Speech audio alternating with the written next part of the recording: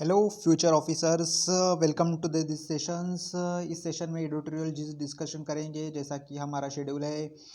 Friends, Varghese Kurien की 100 anniversary थी। इस कारण से बहुत of the articles cooperative cooperative topic के ऊपर आए थे, जैसे 1997 अमेंडमेंट, 2011 एंड ऑल, आप सभी जानते हैं। तो फ्रेंड्स, उससे अलावा जो मुझे इम्पोर्टेंट लगे यूपीएससी पर्सपेक्टिव से, जो आर्टिकल अच्छे लगे, वो मैं आपके साथ जिस्ट एडिटोरियल डिस्कस करना चाहूँगा फ्रेंड्स। जैसा एक आर्टिकल था Afghanistan, the rise of narco states के ऊपर, द हिंदू का आर्टिकल था। इसमें हमेशा हमने एडिटोरियल में देखा है कि जब अफगानिस्तान में तालिबान रूल इस्टेब्लिश होने से पहले के आर्टिकल थे कि हमने आर्टिकल में देखा था कि तालिबान रूल इस्टेब्लिश होने के बाद क्या होगा, तालिबान रूल इस्टेब्लिश होने के क्या क्या होगा, उसके प्रोज एंड कॉन्सेस क्या होंगे। इस तरह की बातें हमने सभी जानने का प्रयास किया था। बट अभी तो तालिबान रूल इस्टेब्लिश हो गया अफगानिस्तान में, तो नाउ व्हाट, क्या ना। तो पहले भी अफगानिस्तान में नार्को टेररिस्ट का तो टेंशन था है। ठीक है फ्रेंड्स।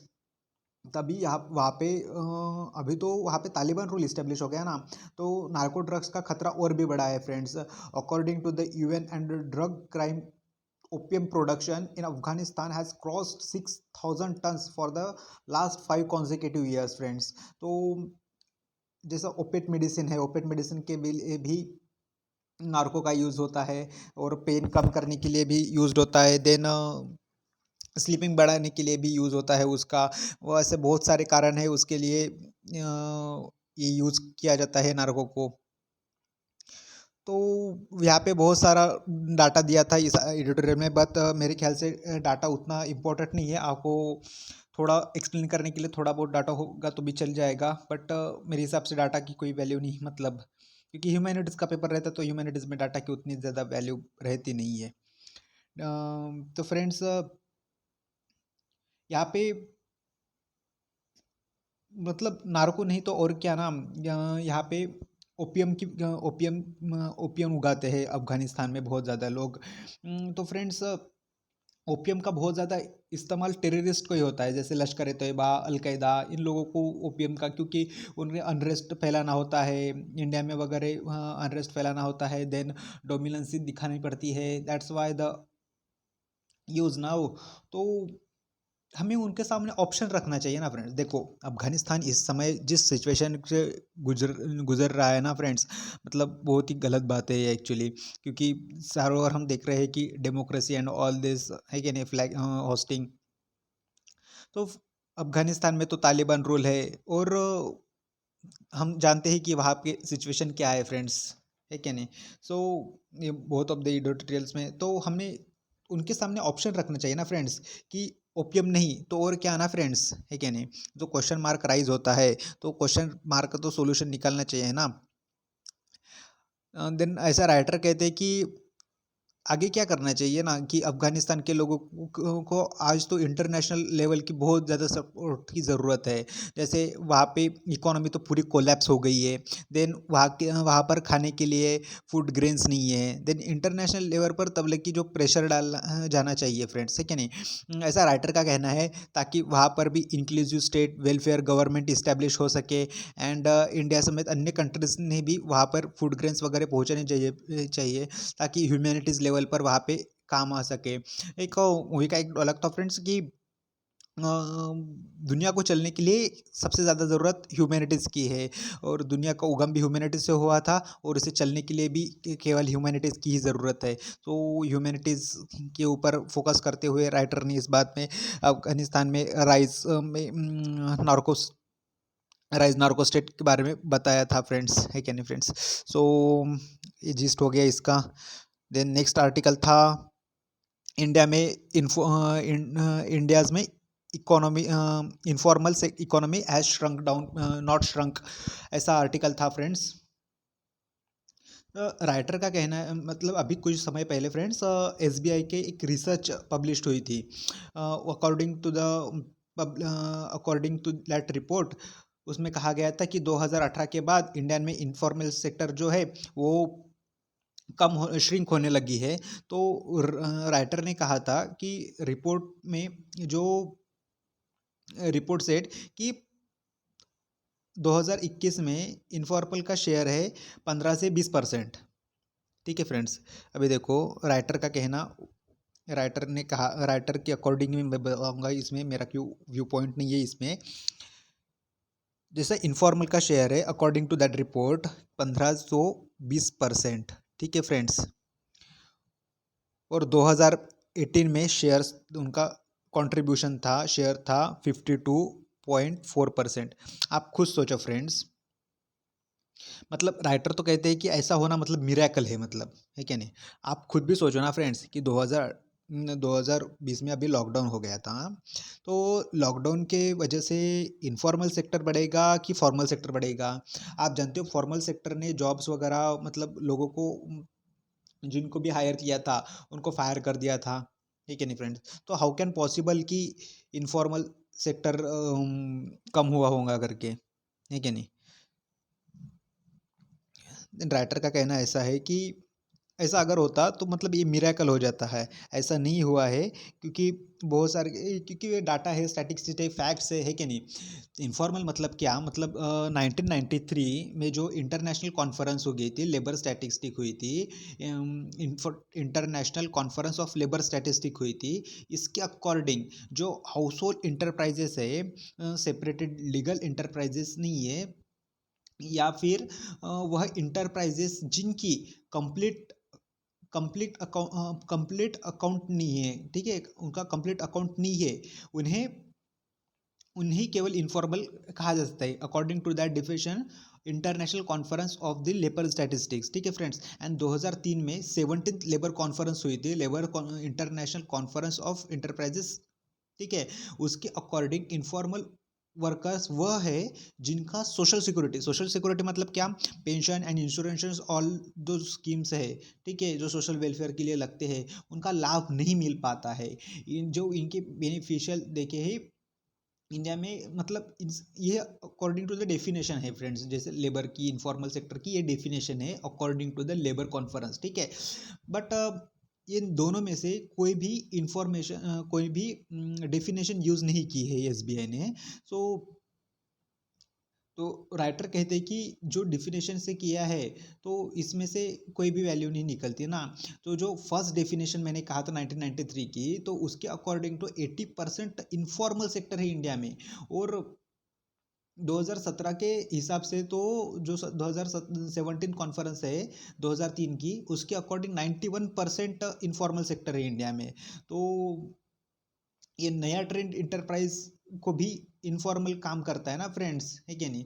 जैसे लेबर कॉन्ट्रैक्शन दे देते हैं, मतलब social security and wages act की चिंता नहीं करनी पड़ती है क्या नहीं, due to the rise of SBI ने, मतलब ये कम हो गया है। तो एसबीआई ने कौन सी डिफिनेशन यूज़ की है, तो यहाँ पे स्टैटिस्टिक बताते हुए उन्होंने कहा है एसबीआई की रिपोर्ट ने कि जैसे कैशलेस इकोनॉमी हो गया, ऑनलाइन पेमेंट हो गया, जीएसटी रजिस्ट्रेशन हो गया, वगैरह वगैरह, नहीं क्या, तो इसका मान्यता मिली है।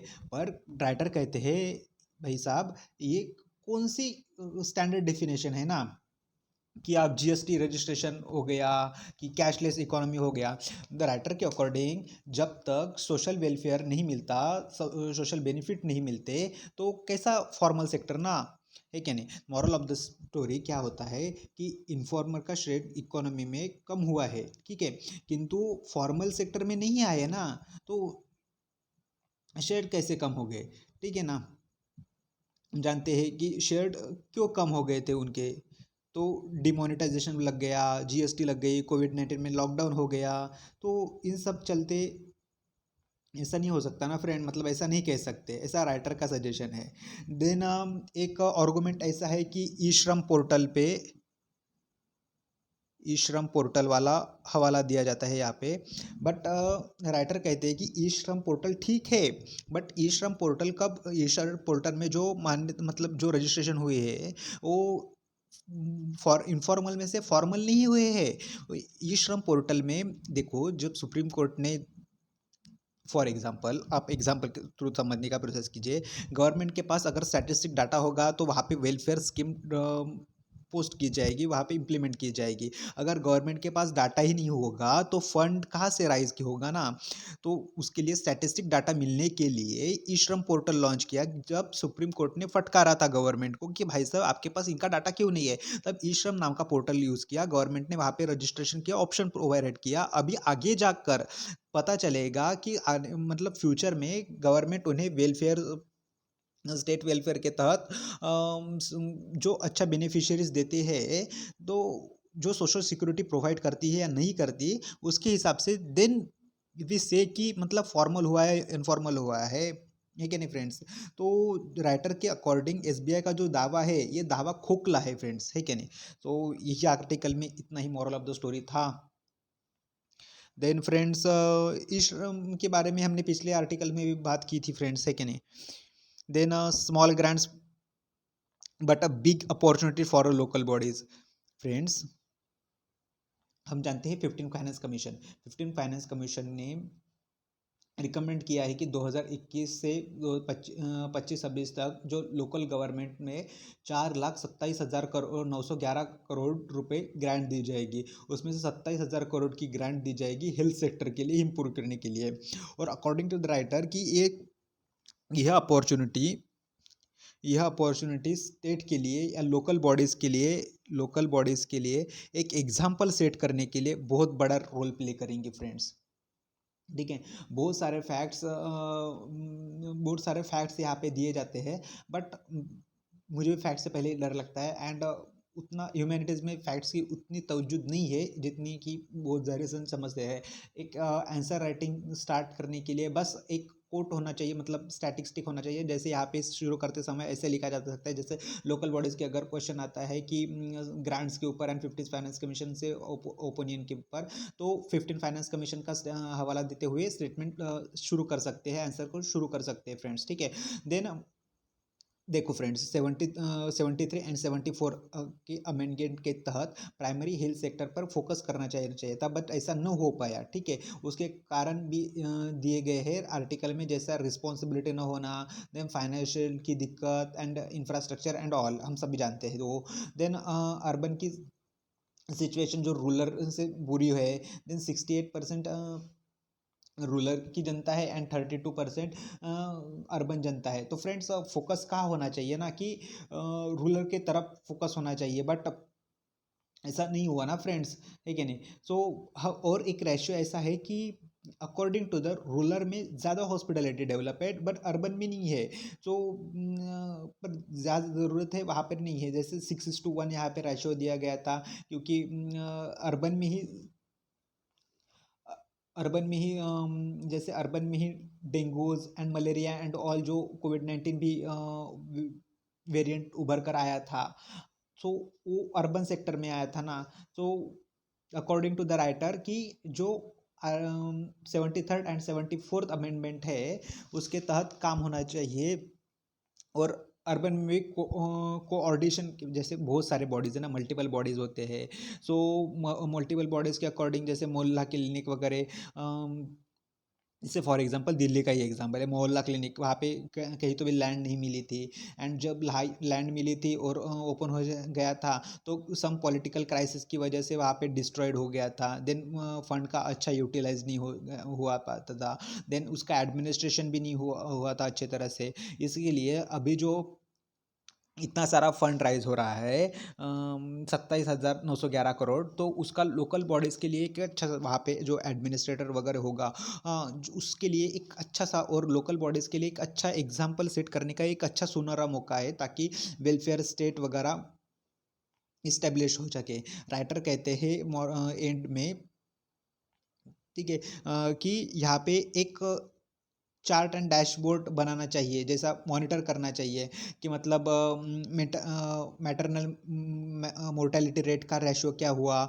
देन बर्थ रेट क्या हो गया, देन डिसीज टैकल कितने हो गए, कितने अपराइज हो गए थे, ये सब का एक चार्ट होना चाहिए। मतलब खुद ही मॉनिटर कर सके ना फ्रेंड्स, है क्या नहीं। जैसा एक कोट है, करत करत अभ्यास जड़मति हो ये सुजान, लाइक दैट नहीं क्या, मतलब खुद ही को एनालिसिस करते करते आ जाना चाहिए। और यहाँ पे नए इनोवेशन को भी इनोवेशन को भी स्कोप देना चाहिए कि मतलब अच्छा फ्यूचर हो सके। Then technology and health sector को मिलकर काम करने की ज़रूरत है, ऐसा राइटर यहाँ से सजेस्ट करते हैं। मोहल्ला क्लिनिक जैसा कोई नया वेरिएंट सामने आना जाना चाहिए। एक है फ्रेंड्स, एक केस स्टडी भी थी जो गाड़ी पे डॉक्टर वगैरह, ठीक है नहीं, सो उसका भी यूटिलाइज्ड हो जाना चाहिए अच्छे तरह से, ऐसा मोरल ऑफ द स्टोरी में राइटर कहते हैं कंक्लूडिंग पॉइंट्स में। इतना ही था इसका जिस्ट। देन स्पेस स्टार्टअप, हम जानते हैं फ्रेंड्स कि नाउडेज स्पेस स्टार्टअप बहुत ज़्यादा न्यूज़ में है। देखो फ्रेंड्स, सेकंड वर्ल्ड वॉर के समय यूएसएसआर ने फर्स्ट सैटेलाइट लॉन्च किया था, स्पुतनिक सैटेलाइट। उसके बाद दोनों में स्पेस सेक्टर में एक रेस से शुरू हो गई, कौन ज़्यादा डोमिनेंट साबित होगा एंड ऑल। ऐसे ही रेस नाउ स्टार्टअप के बीच है। एग्जाम्पल स्पेस एक्स का आप टारगेट जानते हो कि वो पूरे पृथ्वी को मतलब इंटरनेट की प्रोवाइड देना चाहता है। उसके लिए बहुत सारे सैटेलाइट पृथ्वी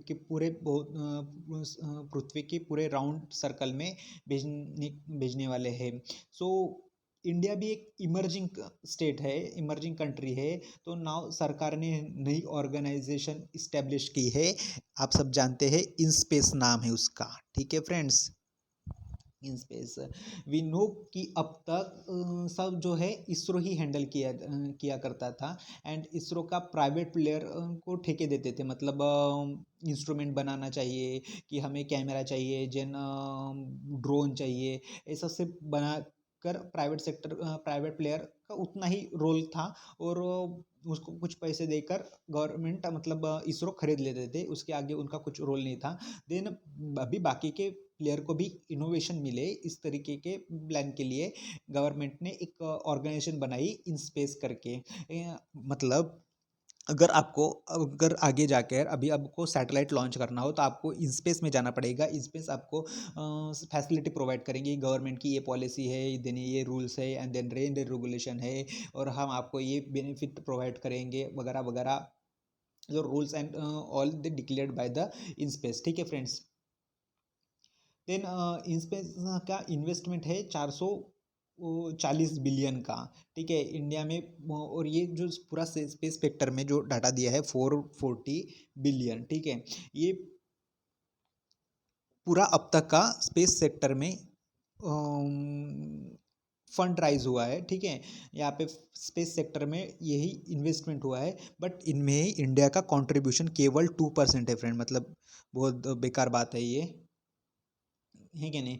जबकि इंडिया एक लीडिंग कंट्री है ना इसमें, फिर भी ये स्टैटिस्टिक अच्छा खासा नहीं है इंडिया के लिए। सो इंडिया को राइटर कहते हैं कि इंडिया को अच्छा करने की ज़रूरत है। बट राइटर कहते हैं कि प्रॉब्लम कहाँ है ना, कि सबसे बड़ी प्रॉब्लम तो ये है कि इंडिया में बहुत ज़्यादा ब्रेन ड्रेन होता है। ब्रेन ड्रेन आप जानते हो फ्रेंड, ब्रेन ड्रेन जैसा आईआईटी, देन आईआईएम्स का issue, then bottle neck policies, है कि नहीं फ्रेंड्स। सो इसे टैकल करने की ज़रूरत है। दे इंडिया में इन्वेस्टर के समय एक डर रहता है कि इंडिया में इतनी ज़्यादा पॉलिटिकल क्राइसिस रहते हैं कि कहीं हमारा पैसा डूब ना जाए ना, है कि नहीं। देन क्लियरिटी नहीं है लॉज के अंदर अंदर बहुत सारी एम्बिग्यूटी है। देन क्लियरिटी लॉज नहीं है। जैसा फ्रांस का एग्जांपल यहाँ पे दिया गया है कि यहाँ पे टाइमलाइन, लाइसेंसिंग की टाइमलाइन, देन इंश्योरेंस की टाइमलाइन, देन ऑथराइजेशन क्या है। देखो एक सैटेलाइट लॉन्च किया, सो अगर न जाने न करो नारायण कि वो फेल हो गया, अगर वो धरती पर गिर जाता है तो क्या मतलब उसके लिए क्या पे बैक करेंगे ना। सो तो नुकसान हो गया, किसी की जान वगैरह चली गई तो क्या होगा ना फिर, है कि नहीं। सो इसके लिए इंश्योरेंस पॉलिसी क्या है, देन कंट्रीज के सुपरविजन मैकेनिज्म क्या है, ऐसा पूरा डिफाइन नहीं है ना। जैसा फ्रांस में पूरा डिफाइन है, ऐसा लॉज के अंदर एम्बिग्यूटी नहीं है ना वहाँ पे। तो इंडिया में जो एम्बिग्यूटी है, तो ये एम्बिग्यूटी को टैकल करने की ज़रूरत है। नुकसान का पे बैक क्या होगा, जैसे ऑस्ट्रेलिया का भी एक एग्जांपल दिया गया है यहाँ पे कि उन्होंने एक रिस्ट्रिक्शन दी है कि 100 मिलियन US $100 मिलियन उनको पे करना होगा, ठीक है ना। मैच्योर स्पेस एजेंसी जैसा नासा वगैरह है, चाइना का जो रिसर्च सेक्टर है, रशिया का रोस्कोमॉस है कि नहीं। ये जो भले ही गवर्नमेंट के ऑर्गेनाइजेशन हो, सो जैसे प्राइवेट सेक्टर की तरफ ही मदद के लिए देखते हैं ना, जैसा बोइंग हो गया। हर कोई चीज़ तो हर कोई नहीं जानता ना, इस कारण वो भी उनकी तरफ आशा की दृष्टि से देखते हैं। स्पेसएक्स की तरह से, ब्लू ओरिजिन की तरफ वो आशा की दृष्टि से देखते हैं ये सारे प्लेयर्स। तो ऐसा तो बुरा ही नहीं है ना प्राइवेट सेक्टर राइज करने में। इन्होंने ही स्पेस सेक्टर में रिवॉल्यूशन लिया है, रिवॉल्यूशन किया है, इन्वेंशन किया है, रिसर्च एंड डेवलप किया है कि नहीं। सो हमें भी इनको प्राइवेट सेक्टर को अच्छी तरह से प्ले करने का मौका देना चाहिए, है कि नहीं। इंडिया को राइज करने का, इंडिया के प्राइवेट सेक्टर में भी राइज करने का अवसर देना चाहिए, है ना फ्रेंड्स। सो ऐसा ही राइटर का कहना है कि इंडिया में 350 से ज़्यादा स्टार्टअप है, लेकिन जैसा Agnikul, Cosmos, Agnikul, Cosmos, then Skywood technologies and etcetera.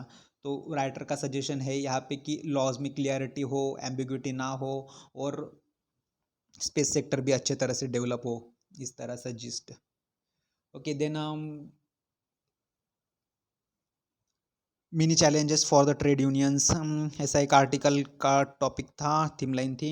According to that, जैसा 4 लेबर लॉज लेके आए हैं गवर्नमेंट, आप सभी जानते हैं, against trade lot. Most of the unions agitation कर रहे हैं, वह सफल होगी या नहीं होगी, उसके सामने क्या चैलेंजेस है, ऐसे राइटर एक्सप्लेन करते हैं, चैलेंजेस एक्सप्लेन करते हैं कि लेबर लॉज की कमियां और बदलाव के बारे में। जैसा इस एक्ट में hire and fire contractual labours ये बहुत ज़्यादा आसान बनाए गए हैं। हायर एंड फायर बहुत आसान बनाए, मतलब ये अच्छी बात नहीं है ना फ्रेंड्स, है या नहीं। एम्प्लॉयज़ को हायर करने का तरीका बहुत आसान है। देन इंस्पेक्शन संबंधित प्रोविज़न को भी कमज़ोर बनाया गया है। ये तो स्ट्रिक्ट चाहिए था ना, इंस्पेक्शन अच्छा होगा तो मतलब बैलेंस ऑफ पावर मेंटेन रहेगा। देन सिंपल प्रोविजन को कॉम्प्लेक्स बनाया, जैसे मिनिमम वेजेस वगैरह है। देन इंडस्ट्रियल ट्रिब्यूनल्स है, इंडस्ट्रियल ट्रिब्यूनल्स को आप जानते हो मतलब कैसी हालत बनाई है तो उसकी। जैसे जैसे जो थ्रेशोल्ड है, जो थ्रेशोल्ड जैसे पहले थे कि 100 एम्प्लॉयज़ पर लागू होंगे, देन नाउ 300 एम्प्लॉयज़ किया है। जैसा पहले पीएफ जो था वो जहाँ पे चेंज करना चाहिए था कि पीएफ वगैरह है, प्रोविडेंट फंड्स वगैरह है, वो 10 एम्प्लॉयज़ पर था, वो अभी 10 ही रखा गया है। तो उसे तो कम करना चाहिए था ना फ्रेंड्स, है कि नहीं। देन राइटर कहते हैं कि हर जगह स्टेट गवर्नमेंट जैसा इससे चैलेंज न कर पाने का इशू ये भी है कि हर जगह पर गवर्नमेंट ने की जगह दी है जो वह अपने हिसाब से देख सकते हैं ना, मतलब ब्लैंक दिया है वहाँ पर, गवर्नमेंट अपने हिसाब से काम करते हैं। बट ऐसा तो इंडस्ट्रियल लॉज का ऐसे तो इंडस्ट्रियल लॉज में काउस हो जाएगा ना फ्रेंड्स, क्योंकि स्टेट्स हर जगह पे इन्वॉल्व होगी, तो मतलब एक स्टेट जैसा ऑल इंडिया लेवल पर एक कोई बैकग्राउंड नहीं होगा ना, ऐसा कुछ लॉ फ्रेम नहीं होगा, तो वहाँ से कैओस बढ़ सकता है क्या नहीं। देन कोड पर तो सरकार मतलब यहाँ पे और एक बात ऐसी है कि लेबर लॉ कोड्स तो पार्लियामेंट्री कमेटी के पास भेजे थे ना। जैसे फार्मर एक्ट्स का ड्रॉबैक ये कहा था कि उन्होंने मतलब जल्दबाजी में पास वगैरह किए थे, तो बहुत सारे यूनियंस का ये भी कहना था कि जल्दबाजी में पास हो गए थे, इसलिए उसमें चर्चा भी नहीं हो पाई थी एंड ऑल, है कि नहीं। बट फार्म लॉ जैसे लेबर लॉज की वजह से लेबर लॉज को ऐसे नहीं कर सकते ना। और यहाँ पे दूसरी बात तो ये है कि यहाँ पे बहुत बड़ा, जैसे इंडिया में टोटल 12 मजदूर संघ है, भारतीय मजदूर संघ, जैसे RSS की वगैरह बॉडी है। दिन ट्रेड लॉज की दिक्कत, बट उन्हें तो ट्रेड लॉ से दिक्कत नहीं है ना। उन्हें तो दिक्कत है कि industrial relation and cooperation, safety and health, working conditions and court से उन्हें दिक्कत है। देन उनका कहना है कि सरकार ने उसे रिव्यू करना चाहिए, वेज से उन्होंने कोई दिक्कत नहीं है कि नहीं।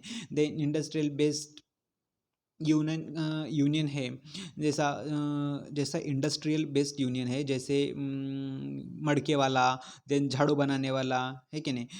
देन ये जो है इंडस्ट्रियल जो है वह सेंट्रल ट्रेड यूनियन के एजिटेशन को ज़्यादा सपोर्ट नहीं करते ना फ्रेंड्स, है कि नहीं। जब बहुत सारे स्टेट है उन्होंने पहले से ही जो कानून में बदलाव कर रखे हैं, इंस्पेक्शन लॉ को पहले ही बदलाव कर दिए। अब आगे जाकर अगर सरकार गवर्नमेंट ये कोड्स लॉ है उन्हें रद्द भी कर दे तो मतलब उनको तो क्या फर्क नहीं पड़ने वाला ना, है कि नहीं। टोटल 400 मिलियन से ज़्यादा अनऑर्गेनाइज्ड इनफॉर्मल वर्कर्स है इंडिया में। देन वो ऑर्गेनाइज नहीं है ना फ्रेंड्स, है कि नहीं। सरकार के ऊपर प्रेशर भी नहीं बन पा रहा है। देन फार्मर्स साल भर एजिटेशन करते रहे थे, बट आप सभी जानते हो कि अनफॉर्मल सेक्टर के लिए देखो उनके जो फार्मर सेक्टर था तो उनके घर में कोई एक दो इंसान थे जो खेतीबाड़ी करते थे, खाना चूल्हा पकाने का काम करते थे। बट अनफॉर्मल सेक्टर के लिए तो ये तो आसान बात नहीं है ना कि साल भर बैठे रहो। जैसे उनका काम तो ऐसा रहता है कि हाथ पैर कमाओ और पान कर खाओ। तो हाउ कैन दैट पॉसिबल कि साल भर वो बैठ के रहे और उनके बाद भी उनके फ्यूचर का मतलब ये नहीं बनता ना। और फ्रेंड्स महत्वपूर्ण बात ये है कि ये सारे जो लॉज बनाए हैं वो तो आईएमएफ एंड वर्ल्ड बैंक की अकॉर्डिंग ही बनाए हैं, उनके टैगलाइन के हिसाब से ये बनाए ना फ्रेंड्स। तो अगर यूनियंस चाहती है, राइटर कहते हैं कि अगर यूनियंस चाहती है कि ये लॉज वापस करे तो उन्हें भी एक स्ट्रैटेजिक प्लानिंग जैसे किसान संगठन ने जैसे स्ट्रैटेजिक प्लान वगैरह बनाकर एक साथ जुटे रहे थे, तो वैसे ही करने की ज़रूरत है। मतलब तभी कुछ बात बन सकती है, ऐसा राइटर कह सकते हैं। देन नहीं तो अगर अदरवाइज काउस करने का कुछ मतलब बनता नहीं। बूस्टिंग ग्रीन हाइड्रोजन आप सभी जानते हो, the 3 types of the hydrogen and all. Pollution को टैकल करने के लिए सब माथापच्ची चल रही है। Then asset monetisation scheme, asset monetisation के ऊपर हमने पहले भी बात की है कि सरकार के तरफ यहाँ पे एक थोड़ा सा स्टैटिक्स बता देता हूँ क्योंकि मैंने पिछले एडिटोरियल में बात की थी। इस रिवीजन के परस्पेक्टिव से देख सकते हो आप।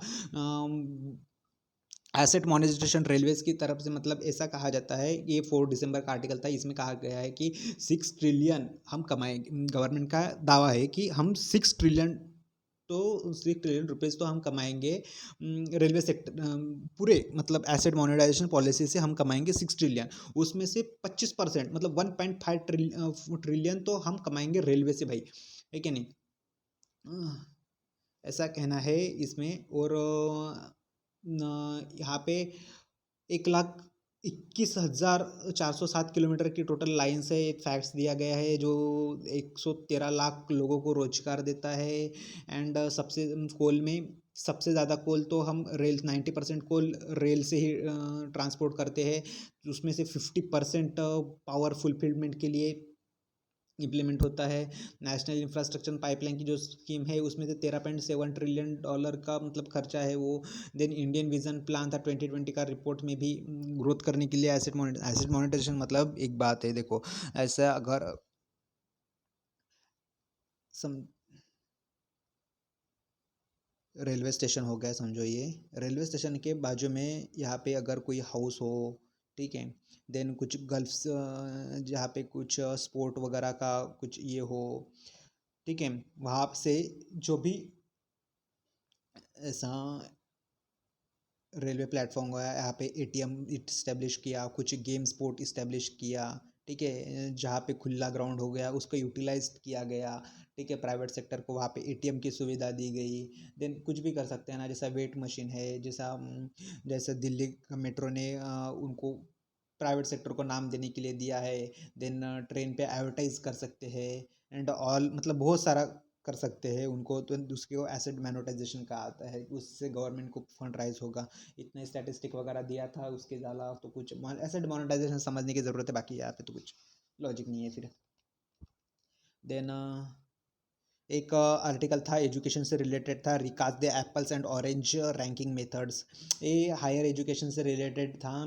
यहाँ पे राइटर ने यहाँ पे राइटर ने एप्पल्स एजुकेशन को एप्पल्स एंड ऑरेंजेस की तुलना की है। जैसे स्टेट्स हायर एजुकेशन को सेंट्रल एजुकेशन कंपेयर करने का, states higher education and central higher education को कंपेयर करने का प्रयास किया है। बट यहाँ पे ऐसा बताया गया है कि इनको कंपेयर करना मतलब एप्पल्स एंड ऑरेंजेस को कंपेयर करना ऐसा है। जैसे हम जानते हैं कि ज़्यादा से ज़्यादा बच्चे कहाँ पढ़ते हैं कि स्टेट यूनिवर्सिटी में पढ़ते हैं, बट गवर्नमेंट का और सेंट्रल गवर्नमेंट का फंड सबसे ज़्यादा राइज कहाँ पे होता है, आईआईटी एंड आईआईएम में।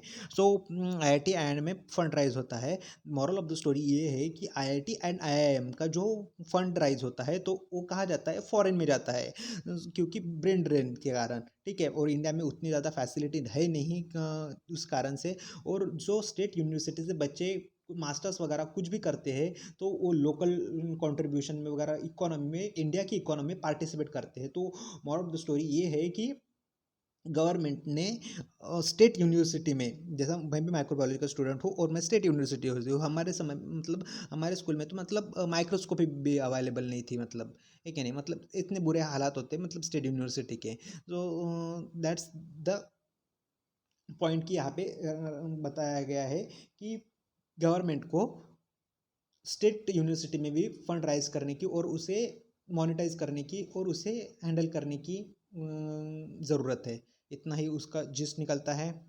देन पॉइंट ऑफ डिसऑर्डर, देखो फ्रेंड्स, पॉइंट ऑफ डिसऑर्डर में ये पार्लियामेंट का टॉपिक है। देन हम जानते हैं पार्लियामेंट का मतलब मैंने मराठी में पार्लियामेंट पढ़ी थी, 79 to 122 पेज नंबर पे थे वो, मतलब पूरा आपको रट्टा ही होना चाहिए, मतलब पॉलिटी कि कौन से आर्टिकल में है एंड ऑल 72 वगैरह, ठीक है। देन मानसून के सेशन में जो राज्यसभा के जो कुछ मेंबर थे, मतलब राज्यसभा की प्रोसीडिंग में उन्होंने डिस्टर्ब करने का प्रयास किया था, because of the last day कुछ तो कर नहीं सके थे। बट अभी विंटर सेशन जब शुरू हुआ तो उसे पहले ही दिन उन 12 एमपी को सस्पेंड किया गया है फ्रेंड्स।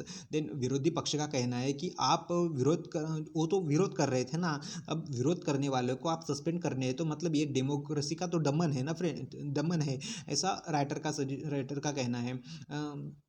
सॉरी, अपक्ष विरोधी पार्टी का कहना है। बट राइटर कहते हैं कि उनके भी बिहेवियर को पनिश करना जायज़ है, बट ये समय उचित नहीं है, बिकॉज हम जानते हैं कि पक्ष एंड विपक्ष के हालात कैसे हैं, इसमें इस कारण से पक्ष एंड विपक्ष में तनाव बढ़ेगा और उससे फेडरल डेमोक्रेसी पर अच्छा प्रभाव नहीं पड़ेगा। Then moral of the story ऐसा है कि फ्रेंड, डिस्ट्रप्शन से मतलब डिस्ट्रप्शन के चलते पूरा का पूरा सेशन वॉश आउट हो जाए, एक ऐसा लॉजिक ना फ्रेंड्स, ये कैसा न्याय हो सकता है फ्रेंड्स। डिसरप्शन की पॉलिटिक्स हमारे देश से ख़त्म हो जानी चाहिए अभी, ऐसा राइटर का कहना है। दोनों एक दूसरे की बात सुने, एक दूसरे को तवज्जो दे। देन ना केवल इस कारण से, इस डिसरप्शन के कारण से, इस डिसऑर्डर के कारण से ना केवल गवर्नमेंट का बहुत सारा फंड लॉस होता है, गवर्नमेंट का कहाँ का मतलब टैक्स पेयर का बहुत ज़्यादा टैक्स, गवर्नमेंट के पास टैक्स कहाँ से आता है फ्रेंड्स। हम जो माचिस की तिल लेते हैं, जो भी हम सामान लेते हैं, उसका इनडायरेक्ट टैक्स जो गवर्नमेंट के पास जाता है वही तो टैक्स होता है, उसी के भरोसे तो देश चलता है ना फ्रेंड्स। तो राइटर का कहना है कि इस कारण से ना केवल लॉस ऑफ द मनी होता है बल्कि समय की भी नुकसान होती है। और इस कारण से डेमोक्रेसी पर भी सवाल उठता है, अस्थिरता पैदा होती है कि नहीं। उस कारण से 0 आवर, क्वेश्चन आवर्स जैसे लॉज है, सो ये सब नहीं फॉलो हो सकते ना फ्रेंड्स, है कि नहीं।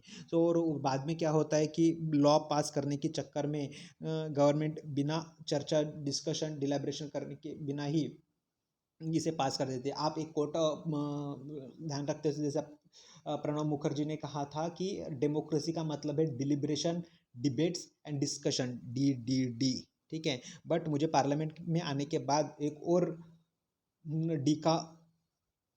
डी से सामना पड़ा, वो है डिसरप्शन, ठीक है नहीं। दैट्स, आप एक कोट करने के लिए यूज़ कर सकते हो एंड ऑल, ठीक है। That's it. देन दूसरा था, China has shown how not to conduct business with the other states.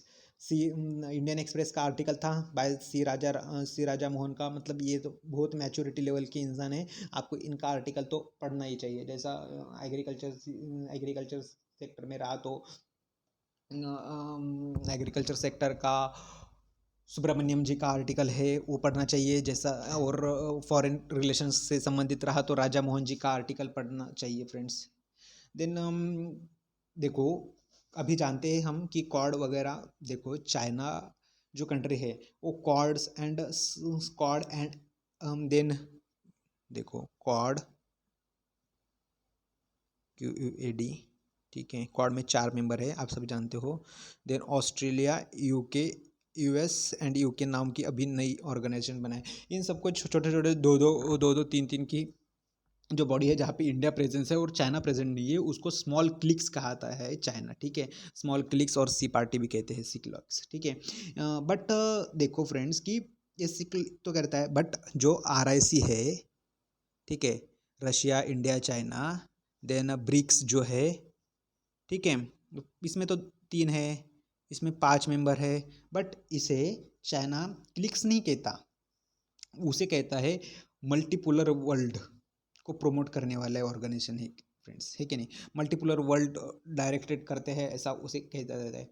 But writer कहते हैं कि चाइना इससे अनसेफ है, बिकॉज चाइना को लगता था कि यूएसए हमारे अगेंस्ट इसलिए है क्योंकि ट्रम्प है। ट्रम्प की जब गवर्नमेंट चली जाएगी तब ट्रम्प की चेंज होते ही पॉलिसी भी चेंज हो जाएगी। बट हम जानते हैं कि जॉय बिडेन आने के बाद भी उसे मतलब उतना मतलब तवज्जो नहीं दी जा रही है ना, तो यूएसए की पॉलिसी उसी तरह से है जो पहले थी, है क्या नहीं। मतलब कुछ चेंजेस तो हुए हैं, जैसा आशियन को ज़्यादा प्रिविलेज मिला है, देन ऑल, ठीक है।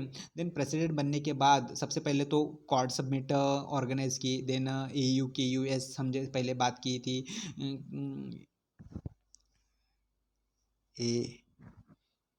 AUK US, ठीक है, ऐसा ऑर्गेनाइजेशन बना, ठीक है।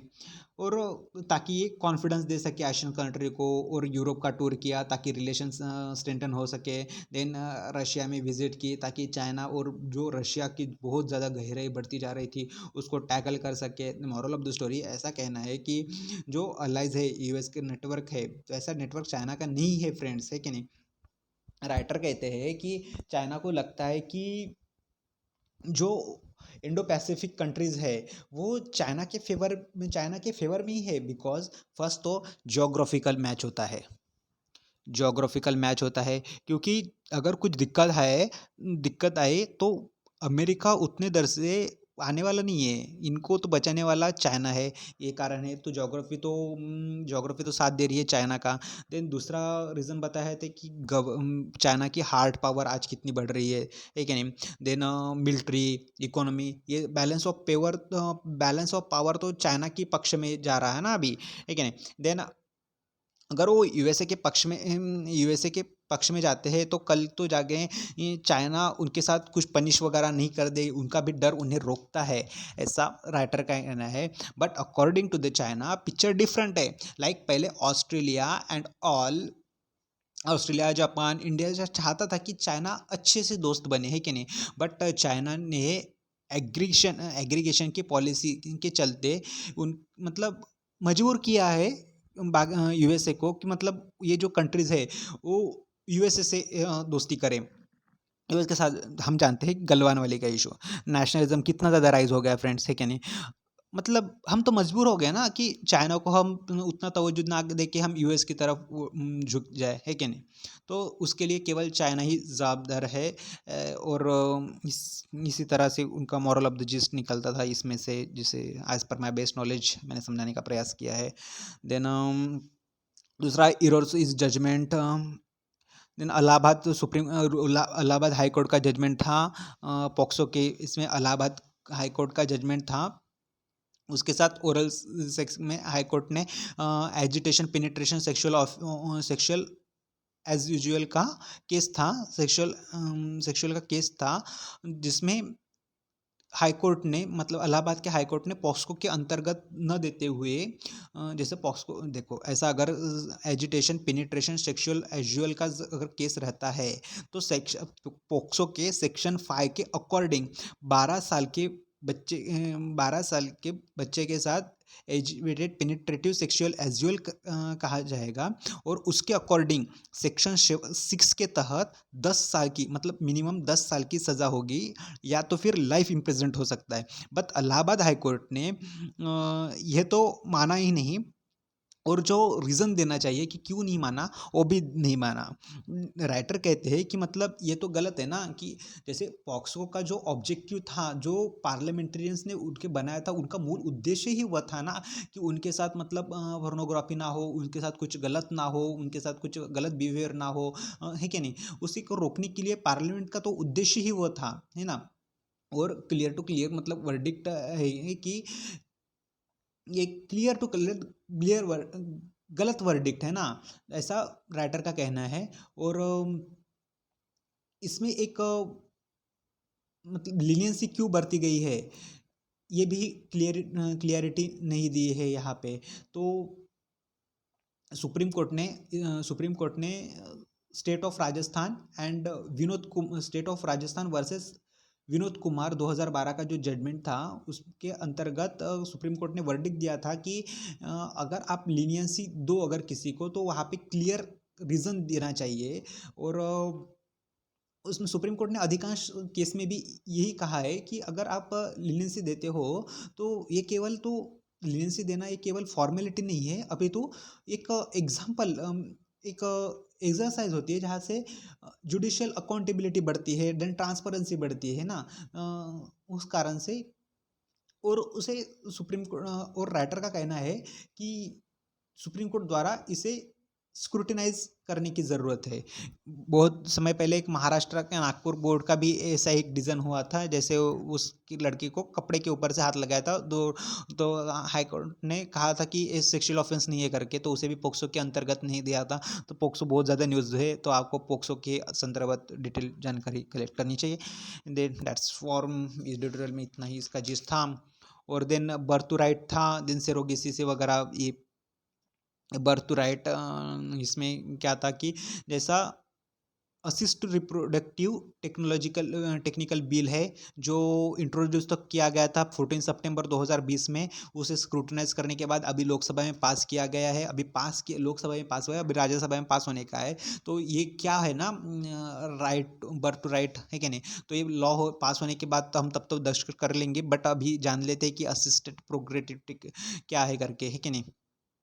तो जो इनफर्टिलिटी ट्रीट करते हैं, जिसे इनफर्टिलिटी कर जो कपल्स है वो जो बच्चा पैदा नहीं कर पाते हैं, उनकी हेल्प करने के लिए एक टेक्नोलॉजी है, जैसा फर्टिलाइजेशन और सेरोगेसी, दिन गमेट ट्रांसपेशंस, है कि नहीं? एक को लैब में और गवर्नमेंट के साथ फर्टिलाइज करना, ये सब ART के अंदर में आता है। इसका रेगुलेशन भी वगैरह, इसके सब बारे में जानकारी दी गई है। जैसा मेंस का स्पर्म है वो तो 21 से 55 ईयर्स में डोनेट कर सकता है। देन फीमेल्स का oocytes जो है तो 23 to 35 ईयर्स में कर सकता है। वो सारे मतलब उनके में दिया है। इतना ही उसमें महत्वपूर्ण है। देन एक वाइड रिजोल्यूशन इनकी जो बर्थ एनिवर्सरी, उसी कारण से राइटर ने wide revolution and green revolution को कंपेयर किया था। वह भी एक सजेशन दिया था कि लोकल्स को फोकस करने की, साइंस एंड टेक्नोलॉजी पर फोकस करने की ज़रूरत है लोकल लेवल से, ताकि मतलब लोकल लेवल उसे हैंडल करने। यही एक पॉइंट मुझे अच्छा लगा। देन एक आर्टिकल तो ये था कि एनसीआर में पोल्यूशन कंट्रोल करने के लिए था। जैसा बीजिंग में पोल्यूशन नहीं है बिकॉज वहाँ पे पब्लिक ट्रांसपोर्ट जो है ना फ्रेंड्स, वो बहुत ज़्यादा है, यही कारण है। जैसा फॉर एग्जांपल वहाँ पे मेट्रो ट्रेन, आपको ये स्टैटिस्टिक काम आ जाएगा, वहाँ पे मेट्रो ट्रेन है वो 550 किलोमीटर है, ठीक है। दिल्ली में उसकी केवल हाफ है, ठीक है। देन बीजिंग में 72% जो लोग हैं, और वहाँ पे और एक बस का एक एग्जांपल दिया था कि वहाँ पे 30,000 लो फ्लोर बसेस है। दिल्ली में उसके 8 टाइम्स कम है फ्रेंड्स, है कि नहीं? तो बीजिंग में 72% जो लोग हैं वो पब्लिक ट्रांसपोर्ट का यूज़ करते हैं। जापान में 37% लोग यूज़ करते हैं। यूरोप में 17% पब्लिक ट्रांसपोर्ट का यूज़ करते हैं, एंड यूएस में 10%। तो इंडिया का यहाँ पे डाटा नहीं दिया गया था। सो यहाँ पे इनोवेशन सेक्टर को इनोवेटिव सोल्यूशन आगे लेकर आना चाहिए, ऐसा राइटर का कहना है। क्योंकि ये हर साल ही न्यूज़ में रहते हैं, तो सुप्रीम कोर्ट ने फटकारा था गवर्नमेंट को, उसके चलते ये आर्टिकल न्यूज़ में आया था। दैट्स इट फ्रेंड, इतना ही महत्वपूर्ण लगी मुझे आर्टिकल्स, एंड उसका जिस्ट इसी तरह निकला है।